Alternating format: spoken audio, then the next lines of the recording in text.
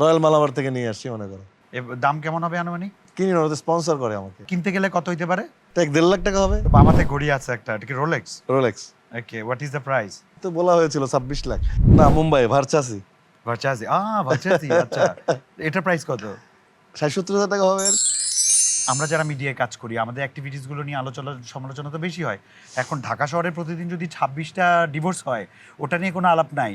কিন্তু 26 মাসে যদি একটা নায়িকার ডিভোর্স হয়, তো ওটা পরবর্তী 26 বছর চর্চা ও চলে। মাই গড, তুমি বিগ স্ক্রিনের নায়ক নায়িকা, তোমাকে নিয়ে মানুষ আলোচনা করবে না? তুমি তো পাবলিক প্রপার্টি। হ্যাঁ, এটা তো আলোচনার বিষয়, করবেই তো।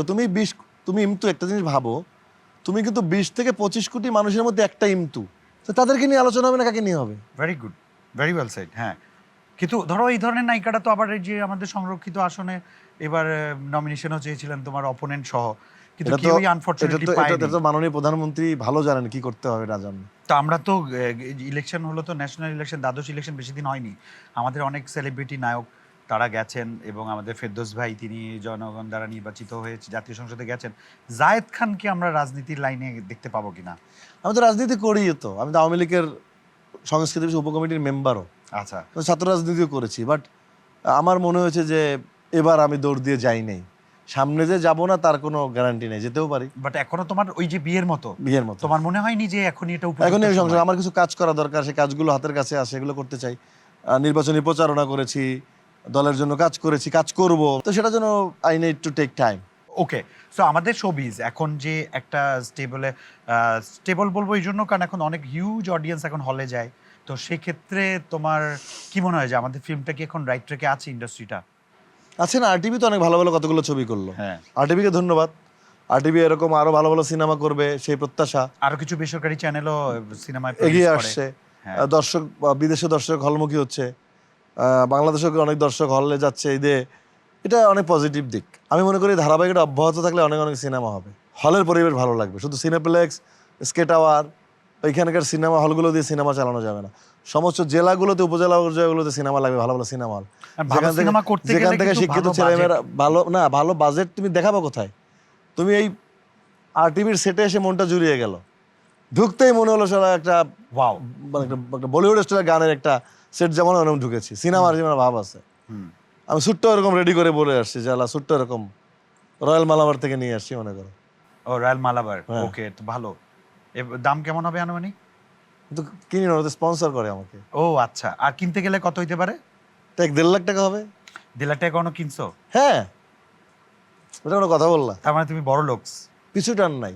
ওকে, তোমার পয়সা খরচ করলে তো তোমার বউর দিকে আর বাচ্চার দিকে চিন্তা করতে হয়। কিন্তু তোমার তো শুধু তোমার দিকে আমার শুধু আমার ফ্যামিলিও দেখতে হয় না, সব ভাই বোন এস্টাবলিশ। তো তুমি আমাকে বলো আমি খরচটা করবো কই? মদ খাই না, সিগারেট খেলে তোরা খরচ হতো, খাই না, জুয়াও খেলি না, নষ্টামিও কোনো নেশা নাই, কোনো নষ্টামি নেশাও নাই। শুধু মাঝে মাঝে একটু গার্লফ্রেন্ড বানানো, এটা একটা নেশা। মাঝে মাঝে গার্লফ্রেন্ড বানানো, এটা তো আর অন্যায় বললা। হ্যাঁ। প্রেম করলে তাও গার্লফ্রেন্ড আমি খরচ করতে দেয় না, বলে না তুমি দাও। আমি বলছি, না, আমি আমার গার্লফ্রেন্ড খরচ টাকা দিবে আমার সামনে, সেটা আমি ওই দিন আমি দেখতে চাই। তোমার গার্লফ্রেন্ড গুলো তো নিশ্চয়ই তোমাকে এক্সপেন্সিভ গিফট করে।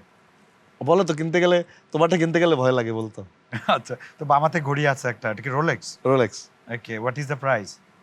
তো বলা হয়েছিল 26 lakh gift from Dubai. 26 lakh? 26 lakh.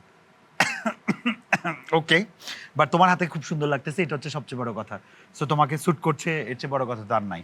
আমি জুতায় যেতে চাই, এটা কি দেশ থেকেই না? না, মুম্বাই ভার্চাসি। ভার্চাসি, ভার্চাসি, আচ্ছা। এটার প্রাইস কত? 60-70 হাজার টাকা হবে আর কি, 1 লাখের কাছাকাছি এটা হবে। কি গিফট?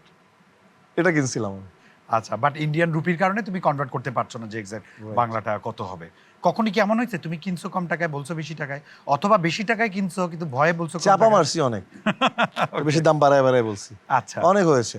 এটা দরকার আছে শো অফের আসলে। ব্যাপার আছে না, শো মানে কি, শো বিজে কাজ করে মানে কি, শো বিজ। তুমি কথাটা বললো SHOW, শো মানে শো করা, so everything show off, show right? Of. Right, এখানে তোমাকে বাসে যাচ্ছ, তুমি তারকা হয়ে পাবলিকের সাথে, তোমাকে বাহাবা দিবে না, তোমার সিনেমা শেষ। হ্যাঁ, রাইট, ট্রু, ভেরি ট্রু। এই জন্য আসলে মিডিয়া পার্সনদের পাবলিক প্লেসে যাওয়াটা উচিত না। খুব টাফ, আমি তো যাই না কোথাও। হ্যাঁ, আমি হ্যাঁ। টিন্টেড গ্লাস গাড়িতে পরে আমি চলি, যেন মানুষ না দেখতে পারে আমার। তো গাড়িতে যে চড়ো, সেই গাড়িটা কি গাড়ি? এত কিছু তোমার লাইফ স্টাইল সম্পর্কে জিজ্ঞেস করতে হবে আমার? আরে তোমার অডিয়েন্স, তোমার লাভার্স আর আপকামিং গার্লফ্রেন্ডস, ওদের জন্য আমি ইনফরমেশন। আমি লেক্সাস চলি, লেক্সাস জি। এখন লেক্সাসে চলো। তুমি তো একটা গাড়ি অর্ডার করেছিলে, ওটা কি আসছে? ওটা কাছাকাছি প্রায় আসবে ওটা কোনটা? V8। B8। এটা এখন রিসেন্ট মার্কেট প্রাইস কত?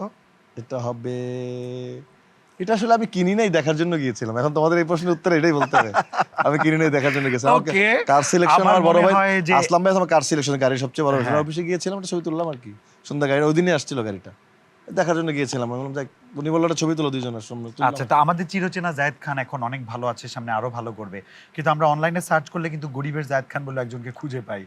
এটা কি সেটা তুমি কম কিসে? দেখেছো, লো বাজেটের জায়েদ খান? তুমি দেখি নাই। দেখছো ওরে? না না দেখি নাই। তুমি দেখো নাই? আচ্ছা, ও তোমাকে ফলো করে, তোমার মতো করে কথা না, একটা বলে। ছেলে আমার সাথে কপি করে, মিমিক্রি করা তো ভালো। হ্যাঁ। বোম্বে তো এখন সবাই মিমিক্রি আমাদের করতেছে। চঞ্চল ভাইয়ের আছে, মান্না হ্যাঁ, ভাইয়ের আছে, মিমিক্রি শাকিব করে খানের ভালো, আছে। সেটা হ্যাঁ। পজিটিভ ওয়েতে করলে ভালো হবে, খারাপ ওয়েতে না করুক। আমি এটা নিয়ে কোনো কথা বলি না। একজন মানুষকে তোমার কষ্ট করে মিমিক্রি করছে, এটা তো তোমার একটা, তোমার এটা ব্লেসড। কে কাকে নিয়ে মিমিক্রি করে হ্যাঁ, বলো? True true true true. So তার প্রতি তোমার কোনো মেসেজ আছে? চেষ্টা চালিয়ে যাক, নোংরামি না করুক, পজিটিভ জিনিসগুলোকে তুলে ধরুক, দ্যাটস ইট। আচ্ছা, শুভকামনা আপনার জন্য। ওকে।